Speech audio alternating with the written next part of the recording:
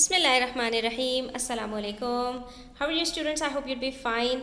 हमने इस पोम को अच्छी तरह से रीड कर लिया था। वर्ड मीनिंग्स, एक्सप्लेनेशन, सारी चीज़ें कंप्लीट हो चुकी हैं। Now we are heading towards the exercise comprehension. So let's begin with exercise A, question number 1, which says part A, why did the people in the poem have to go out to get water? Whenever we have a question starting with the word why, then we have to find out the reason of that particular situation. That why did the people in the poem have to go out to get water? Why they need to go out of their houses? Because it was not available at their houses. Okay, and what has happened to their usual water source? It means that they would have some usual water source, but something has happened to it, that there is no more water coming out from that water source. Therefore they had to go out to get water. It means in these two lines, in these two questions, we have to find an answer in such a way that could suffice both the statements. ठीक है, ये हमारे पास यहाँ पर इस question में दो parts हैं और हमसे कह रहे हैं कि लोगों को क्यों जाना पड़ता था पानी लेने के लिए। ठीक है, उनकी जो यूजुअल वाटर सोर्स थी जहाँ से उनको पानी मिला करता था, उसके साथ क्या हो गया था। इसका मतलब है यहाँ पर हमें उस वाटर सोर्स को मेंशन करना है, उस वाटर सोर्स के साथ क्या हुआ ये बताना है, और उस वजह से लोगों को पानी लेने जाने के लिए बाहर जाना पड़ता था। तो ये सारी चीज़ें हमें इसमें मेंशन करनी है। इसका आंसर आपको पहले स्टैंजा में मिल जाएगा। The well was dry beside the door and so we went to wet pail and can. And so we went and therefore we went. ये देयरफॉर से हमें जो है वो रीज़न ही पता चल रहा है कि हम जो लेके कैन और पेल जा रहे हैं वो किसकी वजह से, कि the well was dry beside the door. उनका वाटर सोर्स क्या था? Well that was beside the door. और उस वेल के साथ क्या हो गया था? It has dried up. इसी वजह से उनको लेके जाना पड़ता था पेल और कैन पानी लेने के लिए दूर दराज इलाकों में। उसके बाद सारे क्वेश्चंस बहुत ही सिंपल हैं। What time of day is it? It is evening time. What time of year it is? Mention किया हुआ है ऑटम है। Where is the brook? तो the brook is across the fields, behind the house, in the woods. ठीक है, simple question है students.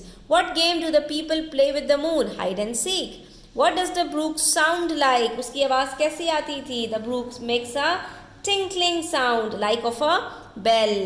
What are the droplets of water with the moon's light on them compared to? इन दोनों चीज़ों का comparison किन दो चीज़ों से हुआ है? तो लास्ट लाइन में हमारे पास मौजूद है, ये देख लीजिए। Now drops that floated on the pool like pearls and now a silver blade. तो इन दोनों चीज़ों को किससे जो है वो यहाँ पर कंपेयर किया गया है? पर्ल्स और सिल्वर ब्लेड से। बहुत ही सिंपल क्वेश्चंस है स्टूडेंट्स। अब आप यहाँ पर स्क्रीनशॉट ले लीजिए, सारे क्वेश्चंस के आंसर्स मैंने यहाँ पर मेंशन कर दिए हैं। ठीक है, तो अब पार्ट एफ का भी देख लीजिए। The droplets of water with the moon's light on them are compared to pearls and a silver blade. ठीक है, यहाँ पर हमारे ये पार्ट एफ तक क्वेश्चंस कंप्लीट होते हैं। अब बारी आती है थोड़े से डिफिकल्ट क्वेश्चंस की। Part G says what images does the poet use to convey the idea that the water is precious?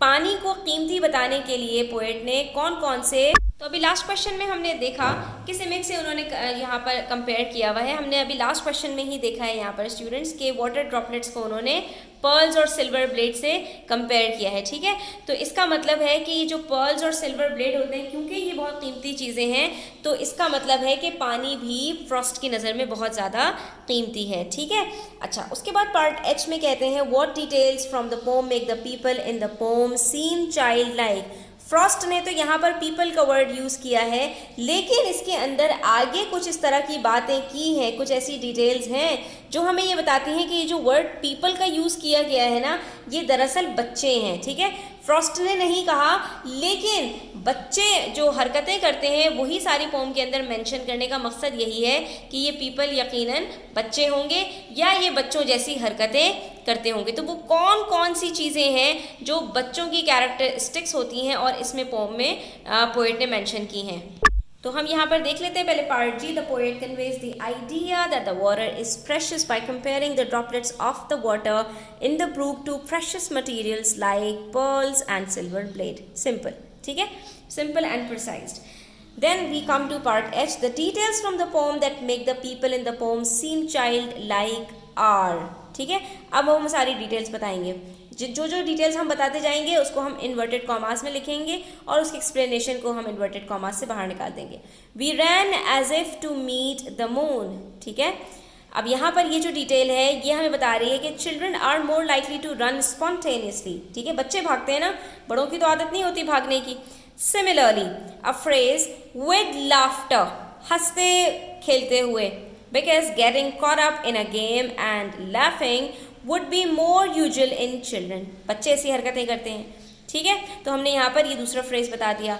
Also, playing hide and seek is most often associated with children. बच्चे ही game खेलते हैं ना, जो है वो पकड़म पकड़ाई और छुपन छुपाई जिसको उर्दू में कहा जाता है हाइड एंड सीक. तो ये सारे गेम बच्चों से एसोसिएटेड हैं. तो Frost doesn't say that the people are children, the people could be adults. हो सकता है कि वो बच्चे ना हों, बड़े हों और वो इस तरह की हरकतें करते हों, लेकिन ये सारी हरकतें यूजुअली कौन करता है? बच्चे करते हैं. तो यही सारी चीज़ें हमसे इन्होंने पूछी थी, हमने इनको बता दी. And then we have part I, which says what details from the poem create a magical or mysterious atmosphere. इसके अंदर इन्होंने बहुत सारी personifications और metaphor, इस तरह की जो लैंग्वेज होती है वो यूज़ की है स्टूडेंट्स. तो हमने वो यहाँ पर बताना है कि कौन सी डिटेल्स इसको मैजिकल और मिस्टीरियस बना रही हैं. There are a lot of details that create a magical और mysterious atmosphere in the poem, such as. ठीक है, सच एज के बाद हमने कॉलन डाल दिया और हम यहाँ पे बताएंगे. First, the setting that is empty moonlit woods. इन्होंने जो सेटिंग है इस पोम की, यानी कि कहाँ पर ये पोम जो है वो लिखी गई है, किस तरह का माहौल है वहाँ पर, तो वो क्या है? एम्प्टी है और मूनलिट वुड्स हैं. तो ये भी एक मिस्टीरियस और मैजिकल सा एटमॉस्फेयर क्रिएट कर रही है. उसके बाद the mention of genomes, the hush and the personification of the moon, ये सारी चीज़ें भी मैजिकल होने की तरफ इशारा कर रही हैं. Similarly the comparison of water droplets and moon to pearls and silver blade depicts a picture of curious and mystical environment. ठीक है, ये सारी चीज़ें किसकी तरफ इशारा कर रही हैं? कि माहौल में जैसे मैजिक हो और जैसे जिसको तिलिस्म कहा जाता है और बहुत ही मिस्टीरियस सा और इस तरह का माहौल फ्रॉस्ट ने क्रिएट करने की कोशिश की है यहाँ पर. उसके बाद क्वेश्चन नंबर 2 देखें स्टूडेंट्स. तो यहाँ पर हमसे राइमिंग स्कीम पूछ रहे हैं कि इस पोम की राइमिंग स्कीम क्या है. तो हर स्टैंजा के अंदर हमारे पास 4 लाइंस हैं. अगर आप फर्स्ट लाइन देखें तो इसका किसी के साथ भी राइमिंग नहीं है.